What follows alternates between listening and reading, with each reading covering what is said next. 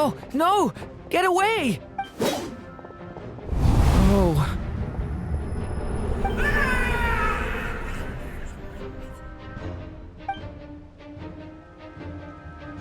I know it's hard to stomach, Mr. Duran.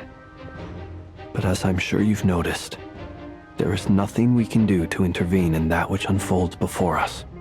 But we have to at least try. And try you have. But are you aware of how many unsuccessful attempts you've made now? I wasn't keeping count. I'm afraid this is the 39th failure so far. Or the 5th if we're only counting this particular victim. There are no indications that these phantoms may be altered in any way. You seem to have calmed down a little. I'll make us a fire. You should rest and have some water. Feeling any better now, Mr. Duran? May I ask a few questions? Be my guest. What exactly are we witnessing here? What happened to those people? My guess would be that we are seeing Nodkrai during the Conrian Cataclysm. Would that be accurate? Conria. That is correct. As you know, once the Abyss senses even the tiniest crack, it floods in and spreads like wildfire. There was a time in the distant past when it permeated all of Nodkrai, causing immeasurable harm. The people paid a terrible price to heal this land. Then, 500 years ago, the whole of Teyvat suffered an abyssal disaster. Once more, Nodkrai was dealt a devastating blow. I see. In the face of the abyssal onslaught, all were like grains of sand tossed around by a tidal wave. Be they human, fae, or god. The moment you witnessed is but one drop in a whole ocean of catastrophe. All right. I guess that answers my second question, too. I wanted to know why there's nothing I could do to help them, and that's because what we are seeing is history. That would be my guess as well. As I understand it, history and fate are not all that dissimilar. The latter may be unseen to us, but both are immutable. Yes. Fate was determined long, long ago. I still have a couple of other questions for you, Mr. Flint's. You mentioned more than one abyssal disaster that has struck this land in the past. How can you be sure that what we're seeing is from the Conrian incident? And also, how are you able to stay so calm when you're talking about these events? From everything I know about you, you're not cold or ruthless, and you're not indifferent to the suffering of others. Alas, I am forced to show my age. I must be 600 or 700 years old by human measure. Wait, so you... One is not easily moved by history when one has witnessed the truth firsthand. I'm sorry. You needn't apologize. Your passion is a good thing to have. Treasure it, because someday you may find it in terribly short supply. Now, at the risk of offending you, I have a question in return. Your curiosity toward the Abyss, is it born from hatred or because you sense its call? I only ask because I kept a fragment of Rere's body in my lantern for a short time. Specifically, his heart. So I know what a burden it can be to carry the Abyss with you. And I hear its power growling from somewhere within you. In my eyes, your mere existence is a miracle. My honest answer is... I don't know. I don't think I have the confidence to say for certain. What I will say is the Abyss is not the only issue that haunts me. Even before I became who I am today, the question dogged me constantly. Should I even exist at all? My doubts remain unresolved. But when we fought Rerir, something became a little clearer to me. Sometimes it is the darkness within us that allows us to achieve the impossible. I certainly got the sense from your 39 attempts that you were trying to achieve the impossible. It sounds like you've resolved to see the truth for yourself. Absolutely. In that sense, he and I are quite similar. Then I wish you every success. I look forward to the day of your transcension. Well, if everyone's caught their breath, I suppose we should head back. Oh, and one last thing. I'd appreciate if you kept our discussion about history a secret.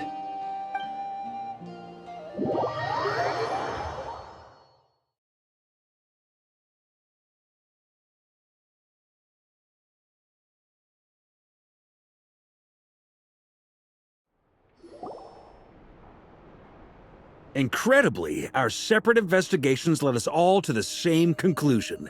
Hooray for consensus! Yeah, but we barely learned anything, though. I totally thought this would be the mother lode. Talking with the ancients? I mean, come on! But nope. All we got was useless snippets of conversation. And all this stuff about moons and hyperopia. What a load of baloney. Seems like people back then had a few screws loose. I understand your frustration. We found the same issue. Each phantom only showed a very brief moment in time. There isn't much value to be found in these miscellaneous fragments of a civilization's history, no matter how glorious it may have been. If there's a silver lining, it's that these phantoms are harmless to the present reality. They shouldn't get in the way of the festivities. Paimon agrees. And not just because it's the first thing she understood in this whole conversation. You look disappointed, Nefer. Is something the matter? What do you think? We all worked our tails off, but the only one to gain anything from it was you, Lady Moonjanter. Well, please do share the Hyperborean records with me. I will gladly inscribe them in our people's documents. Oh, duh! Yeah! That was it! Hyperborea! Hyperborea. I'm serious. Only an expert in the Frostmoon Scions and their history can turn these records into valuable research material. The alternative is to let them gather dust on the Curatorium's storage shelves until the pages turn yellow. Nefer, you're wise enough to know that cooperating and sharing the profits is the best course of action here. Well, that goes without saying. Sure, let's do that. Huh? But didn't you say we aren't supposed to give out intel for free? Sorry. Shutting up. Now is not a good time to push Nefer's buttons. Anyway, back to Moon Prayer Night. I'm thinking that we should prepare something a little special, aside from the usual decorations and so on. You mean a parting gift? Can't go wrong with food. Although, does food go bad on the moon? Perhaps a lantern would be a better choice. It might be dark up there. It could prove difficult to light a lantern on the moon. Magical stones might serve that purpose better. What about a clockwork mecha model from Fontaine? I've got a whole bunch at home. I use them for fighting practice in my free time. None of these sound like things she would be even remotely interested in. But we don't interact with her enough to know what she likes. Yeah. It would really save us the guesswork if someone could find out what she's into. Wait, what the? Traveler? They're all looking at you. Great! Haha, problem solved. Now, I need to stop by Dory's. Gonna need her help sourcing a bunch of stuff for the festival. Then let's leave it there for now. We all have our own business to attend to. Traveler, if you find out what Kutar likes, let us know right away.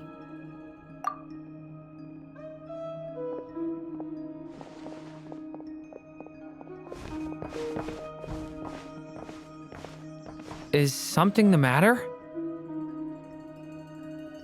I'm fine. It's just... I'm still feeling a little rattled after witnessing the horrors of the abyss. But it's okay. This is something I have to work through. I'll be all right. Thanks for your concern. Well, don't put too much pressure on yourself. If you ever feel like something's wrong, physically or mentally, we're here to talk. Come on. Stop treating me like a kid.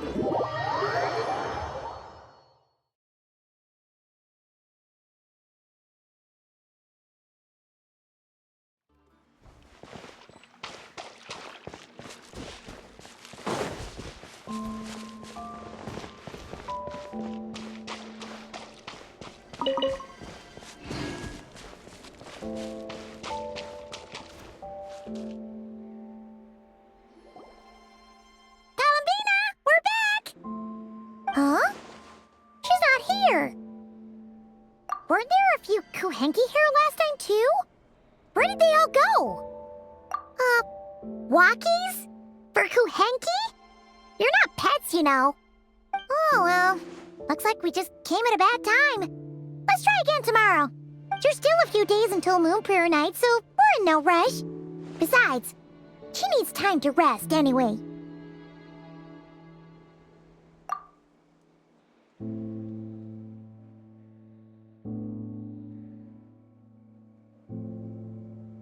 Columbina! Are you back yet? Oh, how strange. Looks like she still isn't here. Right? It's not like her to spend so much time outside, especially since she's worried about attracting unwanted attention. What about Luonatar? Luonatar, you there? Hey! Do you know where Columbina went? Sorry, didn't understand. But if you know where she is, could you take us to her? Yeah, that's even stranger. What about him? Oh, that's not good news. They change color when Columbina gets weaker, right? And they look super pale right now. Good idea. She might know what's happening.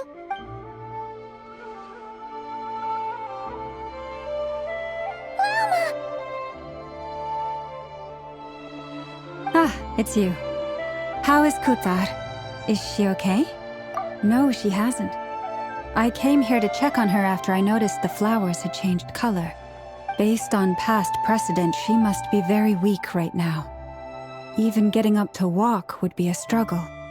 It seems unlikely that she wandered off outside. Not to mention that she doesn't do that at the best of times either. So yeah, this is super weird. No. Very few people are in the know about Kutar's whereabouts. And if anyone suspicious had visited, they'd have left some sort of evidence. Come on, let's go to Nasha Town. If anyone has seen her, someone there will know about it. It's not Krai's information hub after all. Makes sense. Let's go!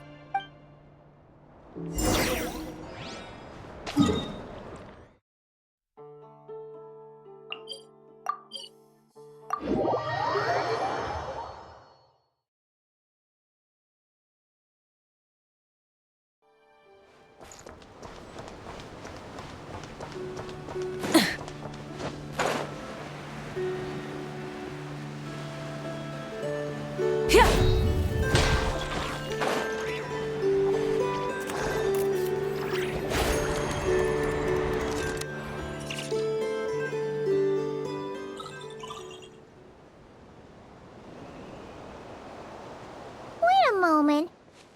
Is it just Paimon, or is this all kind of suspicious? Has there been here before, right? No, I don't recognize it. Alas, your free and easy adventure time is over. Now, prepare to face the final boss of Nod Krai. Whoa! Where'd that voice come from? Not sure, but it's definitely hostile. No, no, no, not that way. The final boss is right here. The sniffer mole? That's the final boss? Surely not. Okay, the jig is up. I'll stop teasing you. Turn around. I'm right behind you. It seems I've managed to leave quite an indelible impression, even though you've never seen my face. Oh, nothing could make a great mage more pleased with herself.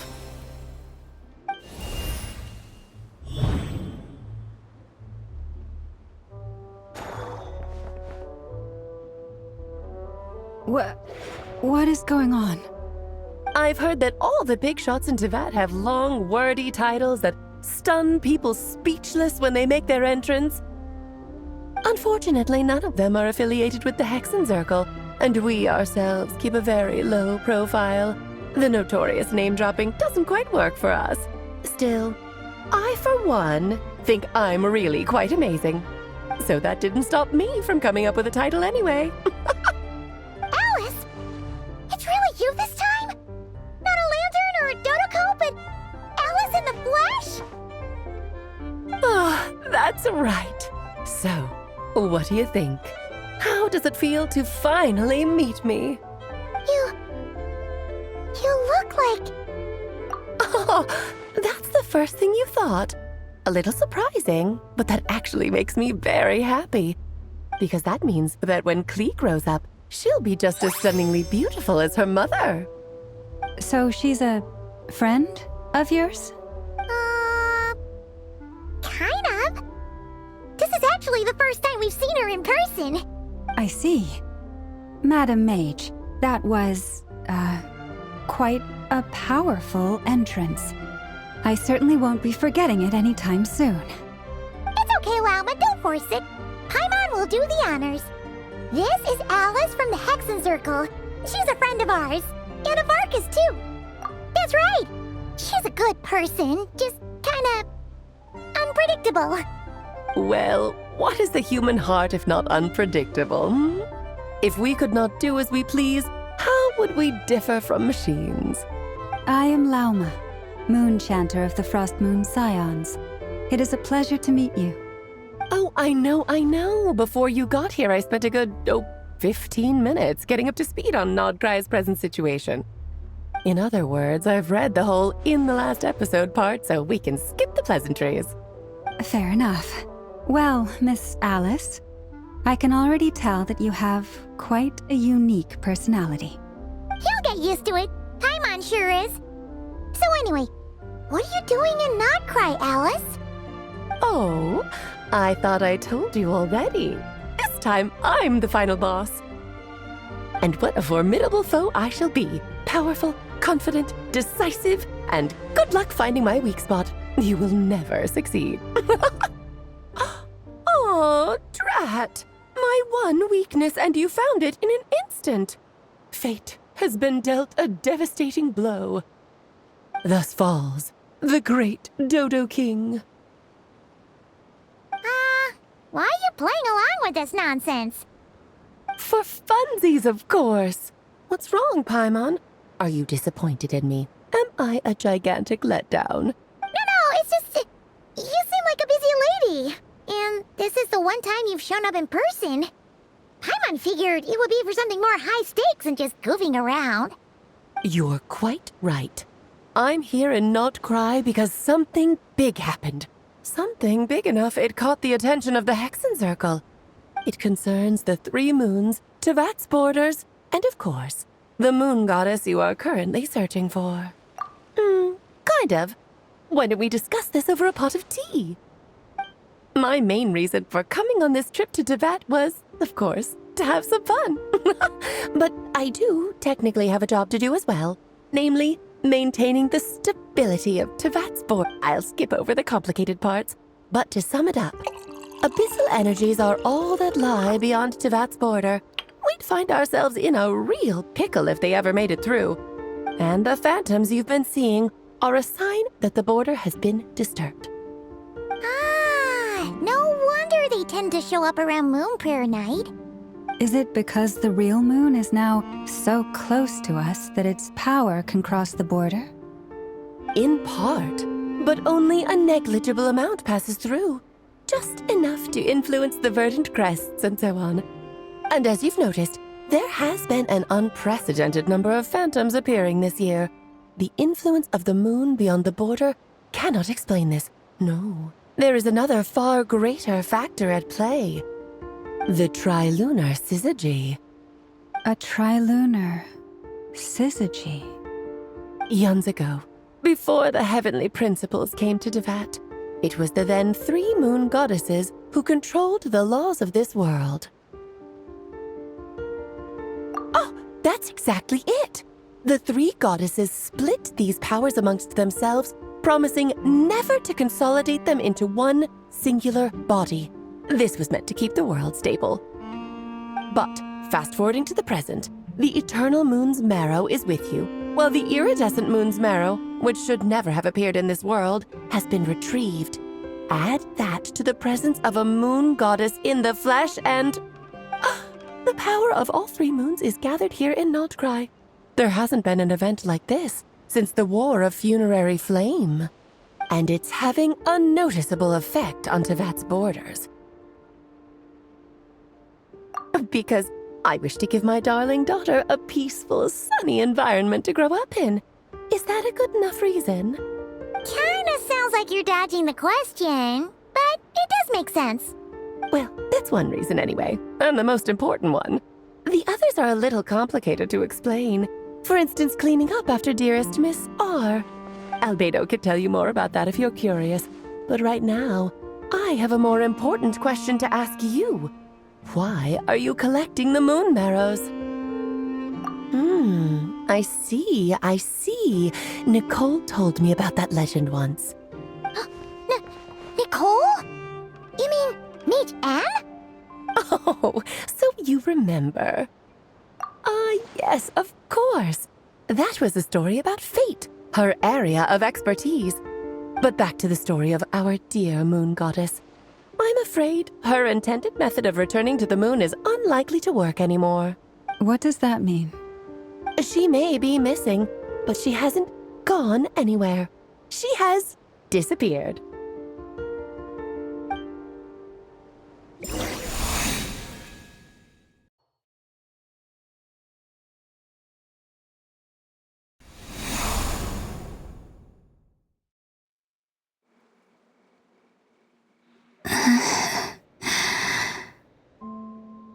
My body is so heavy. Wait, no. It's my mind that's heavy. My arms and legs are as light as a feather. What's happening to me? I feel drowsy, like I've been asleep for too long. Is it daytime or nighttime? Is the moon out? I think I'll go for a walk.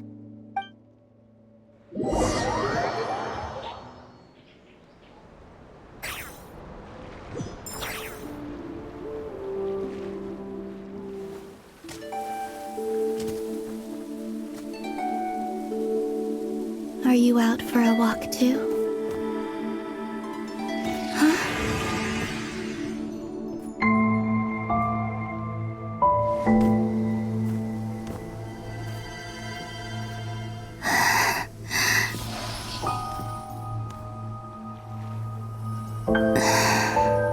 The day has come at last.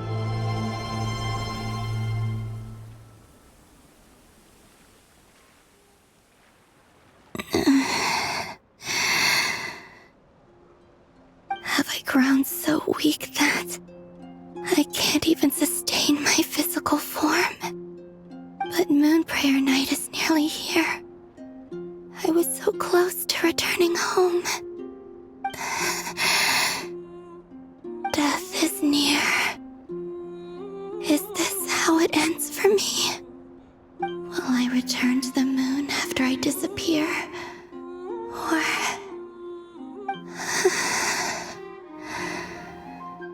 I don't want it to end like this. So far, at least, I still exist. Even if not physically, I can still feel. But as my power wanes, I'm sure that too will fade.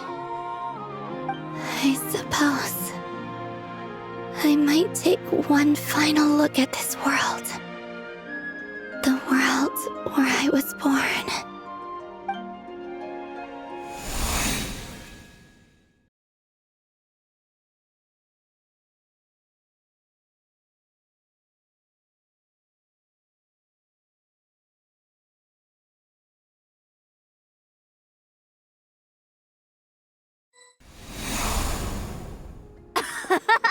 Come on! Wait for me! The Frost Moon Enclave. How much it has changed since I was born. These decorations, they're so heavy. It's times like this when you kind of wish men could be priestesses and acolytes. How fascinating. I've never had the chance to be privy to people's private lives in this way. In the past, people would get so solemn and serious the moment I showed my face. Like they were frozen stiff. Karina, Lametti, it's time to eat. Coming!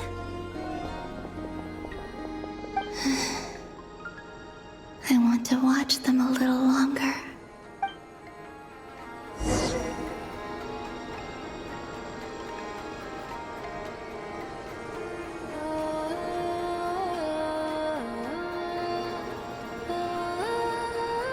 So just fill these balloons with air, right?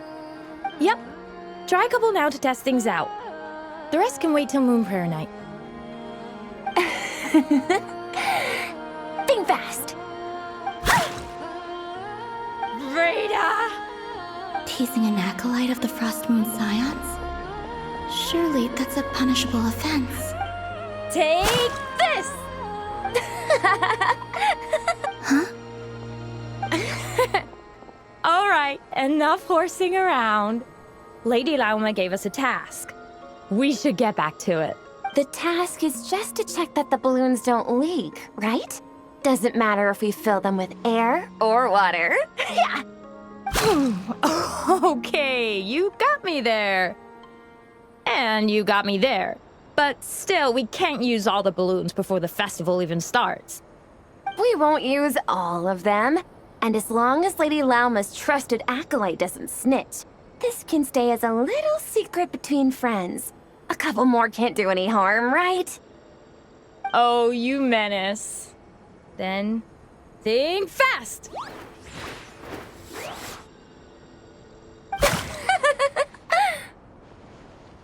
Is pumping a balloon full of water really so much fun?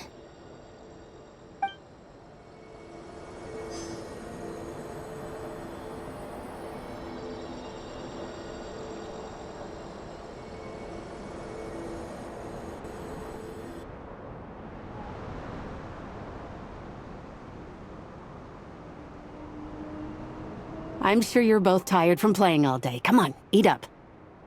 A plain, humble meal. That has always been the way of the Frost Moon Scions. Huh? How come Lametti got a midsummer berry dessert? Oh, I always get lockaberry. I don't mind sharing. You can have a bite of mine if I get to have a bite of yours. They're sharing food? I've never shared food with anyone before. Even at the Harbinger tea parties, everyone just ate off their own plate.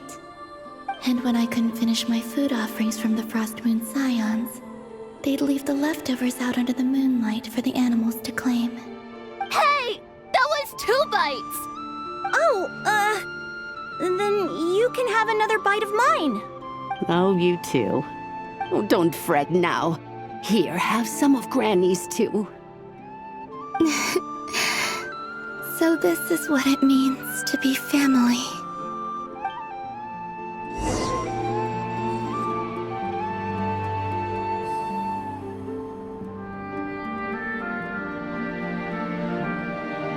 I'm seeing so much that I'd never usually get to see. They'd never act like this when I was around. It's nice, being able to just watch people in peace in these final moments. What a rare opportunity. I think I'll go take a look around Nasha Town, too. Maybe the Traveler will be there.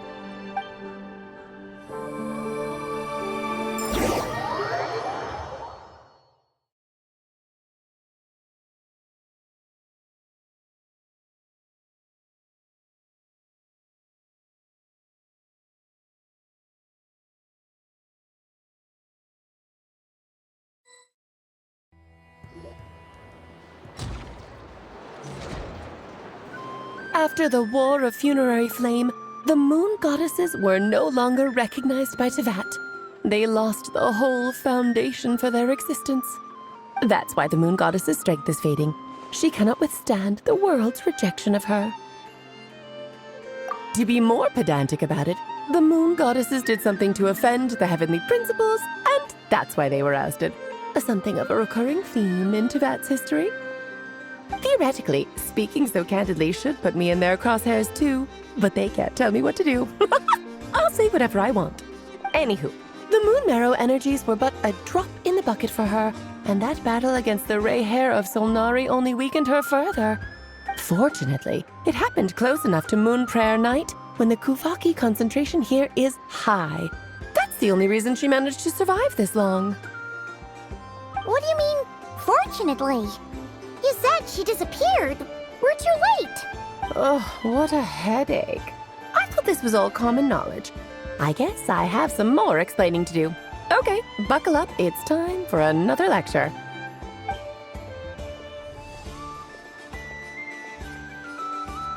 Now, I said earlier that the Moon Goddesses lost the foundation for their existence.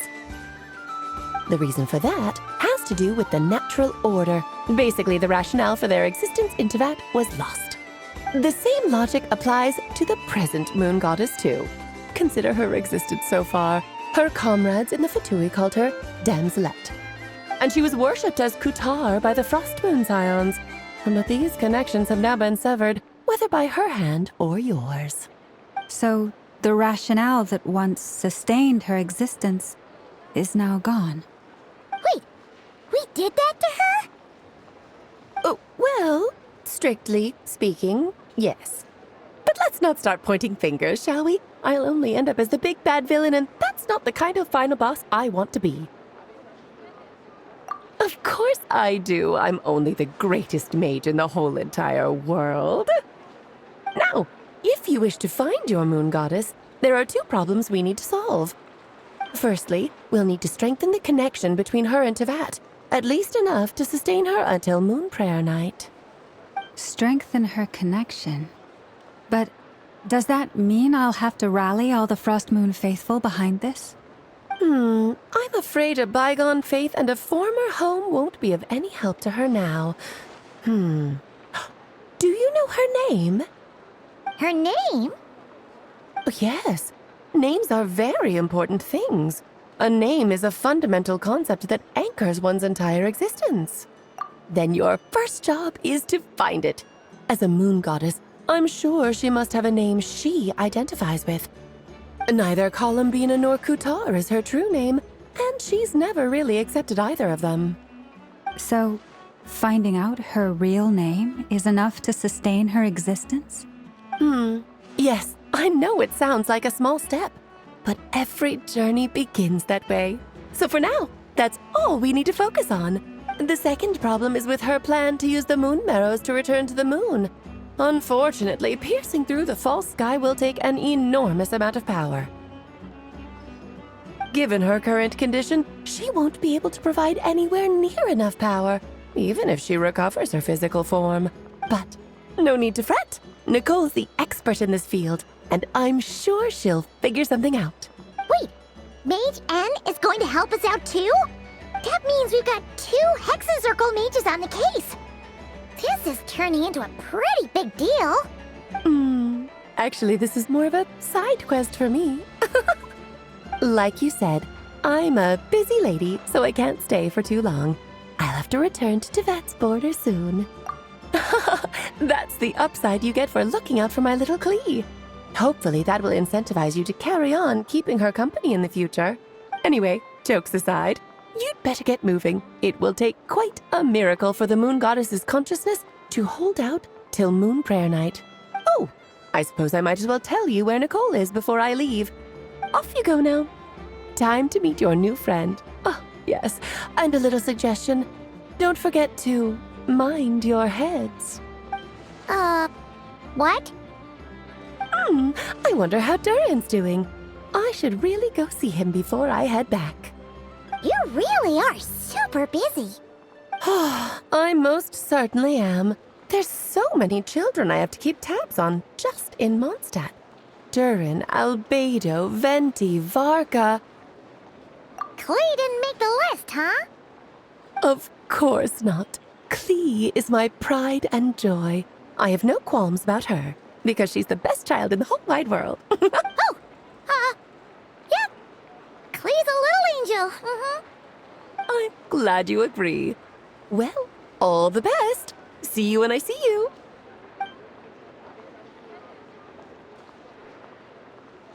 She left in a hurry. Yeah. She didn't pack up her stall. Should we handle it for her? I must say, I'm now very curious about her daughter. Klee, wasn't it? What's she like? That's a long story. Come on, we'll fill you in as we go.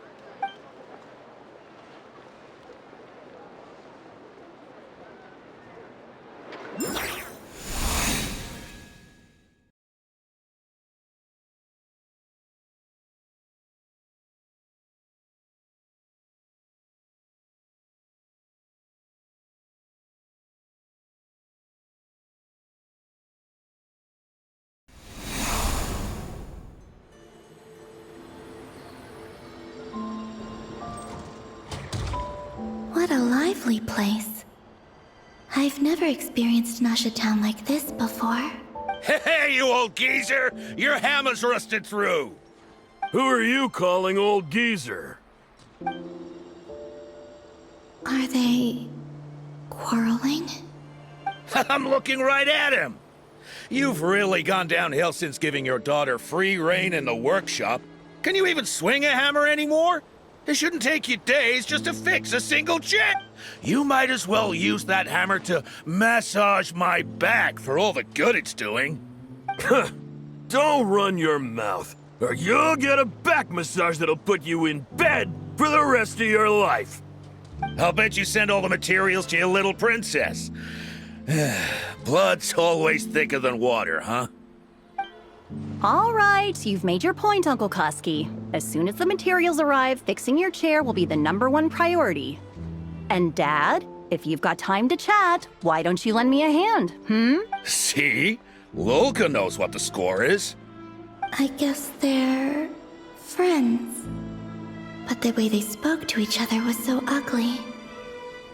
Then again, it wouldn't be the first time I've seen something like this. Columbina! Sing outside my door in the middle of the night one more time, and I'll unscrew your vocal cords. You hear me? Oh, Zandrone. So that was her way of trying to be friends with me. What a pity. I won't get the chance to say any ugly things in reply.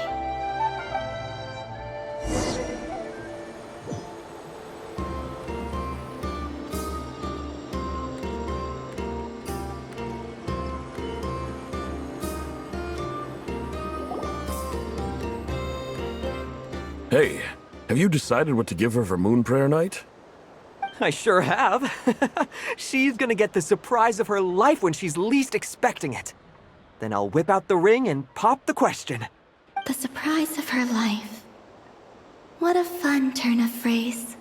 Cool, I get the picture. You can spare me the gushy details. Ooh, looks like we have a customer. Hello there, ma'am. Would you like some Moon Prayer Night candy? Huh? Is he talking to me? Can he see me? Here you go. Oh.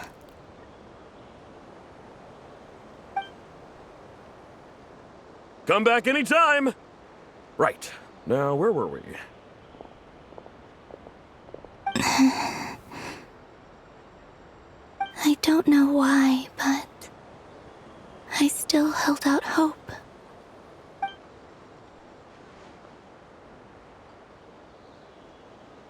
The most important thing right now is to find that mage. This name thing seems super important too, but where do we even start looking? I'd better go pay the Fatui a visit.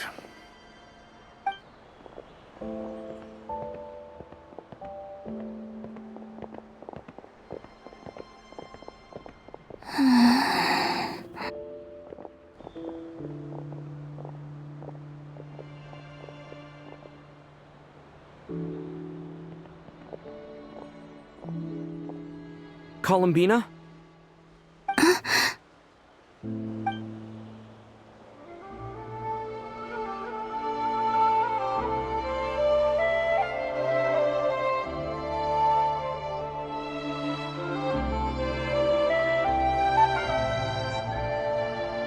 Traveler? Let's go! This is no time to be spacing out!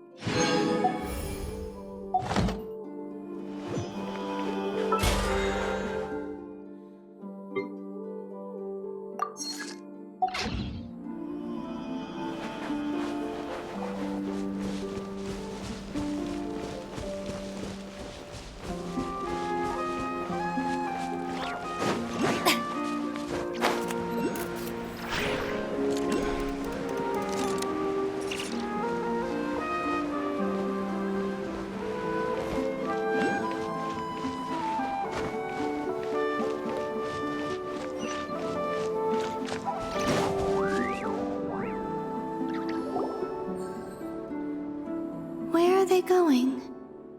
They mentioned a mage and a name? So, Mr. Varka, are you acquainted with this Nicole? Or should I call her Mage N? Not really. We've never met, though she has come up in conversation. From what I've gathered, Alice kinda took Nicole under her wing. Taught her how to speak in a more ladylike fashion, that kind of thing. Huh. Hard to imagine Alice as an etiquette coach. Yeah. Alice is a larger-than-life personality, I'll give you that. But then again, that's why she's able to draw such an eclectic mix of people into her inner circle. If I remember correctly, being an interesting person is actually one of her main entry requirements. So, if you ever wanted to join the Hexenzirkel, I'm sure you'd both be eligible to apply. Hey! Don't go around making promises on Alice's behalf. I wouldn't dare. I'm just trying to paint a picture of the Hexencircle for you. Okay, sure. Anyway, since none of us have ever met Nicole, how are we supposed to find her? We can't just go up to every woman in sight and ask, "Hey, are you Nicole?" Maybe something she's wearing will give it away? Like a windbloom pinned to her chest or something. Wait a minute. Alice never said Nicole was from Mondstadt. Oh, true.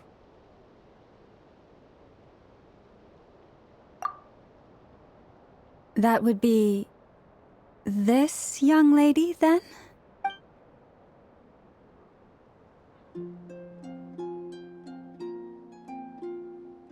Hey there!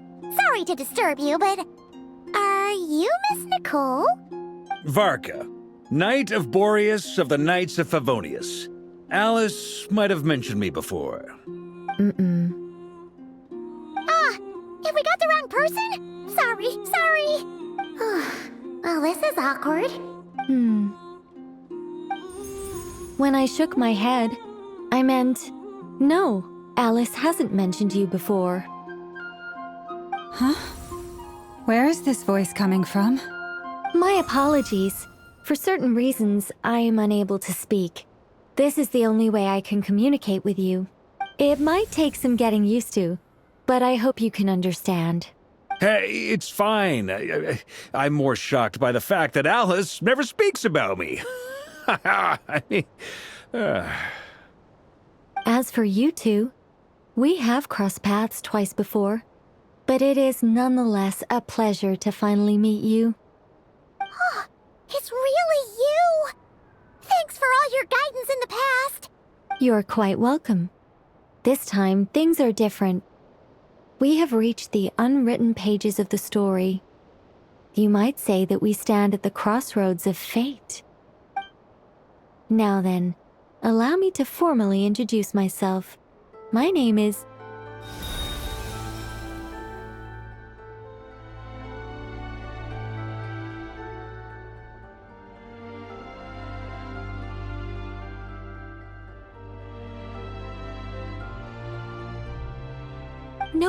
No, stop! Alice! I can't believe it! I had a whole speech prepared. I'd agonized over every single word. She always picks the worst moments to ruin other people's plans. I'm so sorry about that. Alice took the liberty of devising some bespoke self-introduction magic for each member of the Hexencircle. But I could have sworn I deleted all of the triggering conditions for it. How did it bypass everything? Oh gosh, this is so embarrassing. This is a very different side of Nicole than what we're used to. Is she not used to face-to-face interactions? Don't worry about it. We've seen that introduction magic once already, so it wasn't too much of a shock. Please go on, Miss Nicole. We'd love to hear what you have to say, or, well, communicate. Huh? Are they talking to this lady?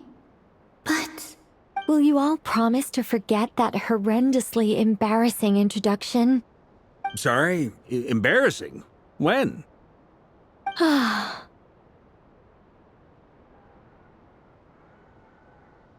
Yes, my name is Nicole, and I am one of a very few angels who have retained both their preferred form and their power. The Traveler and Paimon should be no strangers to this concept. There is another of our kind in Natlan. They call her the Lord of the Night. Right! Paimon remembers her! Yes. Well, I have retained more of my power than she. It's because I don't have a long-term duty to fulfill. To be more specific... no. We'll be here all day if I get into the specifics. Moving on. If I'm not mistaken, you are here because you wish to learn how one might reach the moon beyond the sky. That's right. Is that something you can give us any guidance on? Yes, I do know a way. It began with the Hyperboreans, who lived after the War of Funerary Flame. Blank looks. Maybe I should start with the background of the war, or maybe not. It shouldn't be an issue. I'll fill in the gaps for you when we have more time. Anyway, after that war ended, the 3 moons retreated to beyond the false sky. The Hyperboreans were humans I once aided. They accepted the civilization and creations bestowed upon them by the angels. But despite accepting many blessings of the angels, many among them still held on to their faith in the moons. They were reluctant to accept the new order, even after the War of Funerary Flame. They sought to contact the moon goddesses beyond the sky and receive their guidance. But all 3 had passed away by that point. This mage has a unique method of communicating. Is she talking about the moons? Yes, but they did not know. And so, still they prayed for the moon goddess's mercy. After building titanic structures that consumed vast amounts of Kuvaki, at last they glimpsed the moons and heard their voices. But of course, they were gravely disappointed, for it was then that they realized the 3 moon goddesses were dead. Oh, that's such a sad story. It is. Humanity was in a very sorry state at that time. The angels who had once aided them were gone, and the War of Funerary Flames had left them homeless and destitute. Just a second, I gotta ask. How relevant is all this history to the task at hand? Well, I mean, it's... Okay, it seems we've drifted into irrelevant narrative waters. It's been a while since I've had the chance to speak inside someone's head. As soon as I got started, I lost control and the words just flowed out like a waterfall. What I'm trying to say is... Right, yes, that's it. The relevant part is the ritual created by the Hyperboreans. The fact that they bypassed the false sky and saw the true moons implies that they successfully built a connection between Tevat and the outside world, which means, with enough Kuvaki and a sufficiently stable connection, it should be feasible to send one person over the border. Okay, so they built some kind of portal? Oh, yes, a portal. Is something wrong? You sound disappointed. I just didn't expect you to summarize it so well. It turns out I could have said all that in one word, if only I'd managed to think of it. No, please, it's fine. This is invaluable knowledge. I'll be sure to record and preserve everything in writing. Oh, really? Well, in that case, I suppose I could backtrack and add some more detail. I did gloss over a few things so far. Whoa, time out. Let's summarize what we've got first.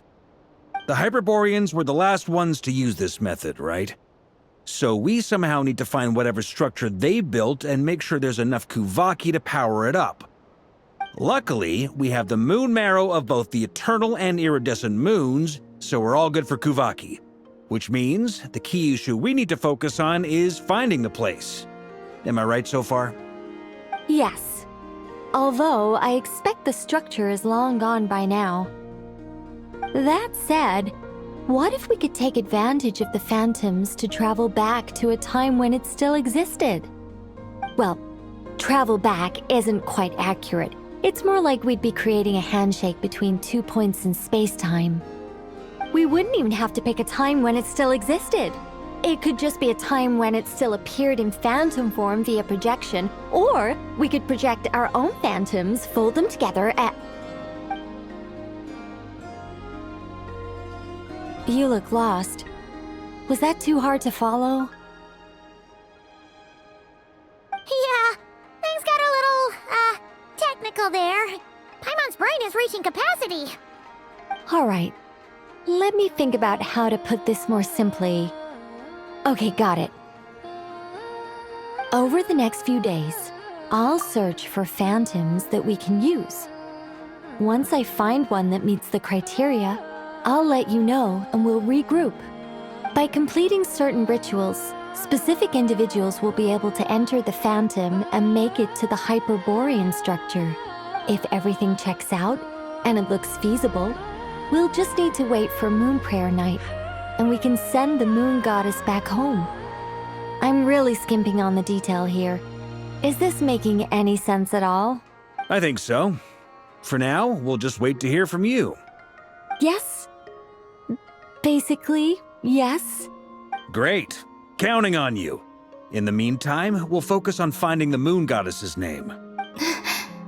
My name? Are they looking for a way to stop me from disappearing? Excuse me, Miss...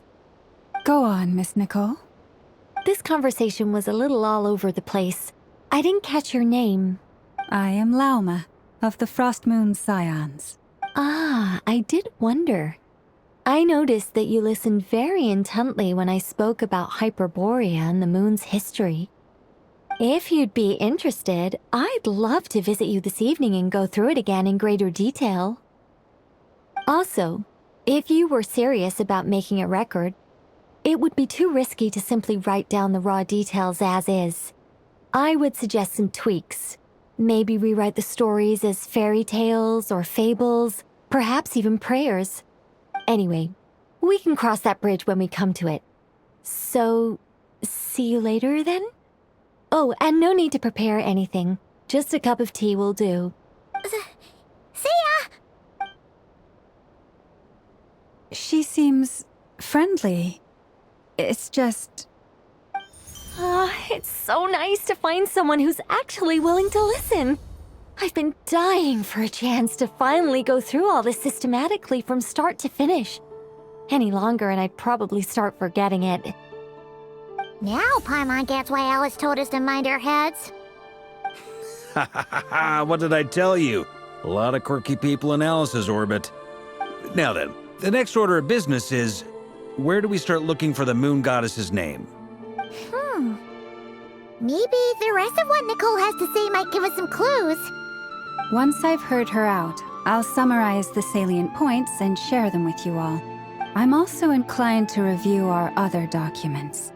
Yes, our faith was first established by our Hyperborean ancestors, but many of the more factually accurate records are from after Kutar's birth. Sounds like we're gonna follow Columbina's journey through Devat, huh?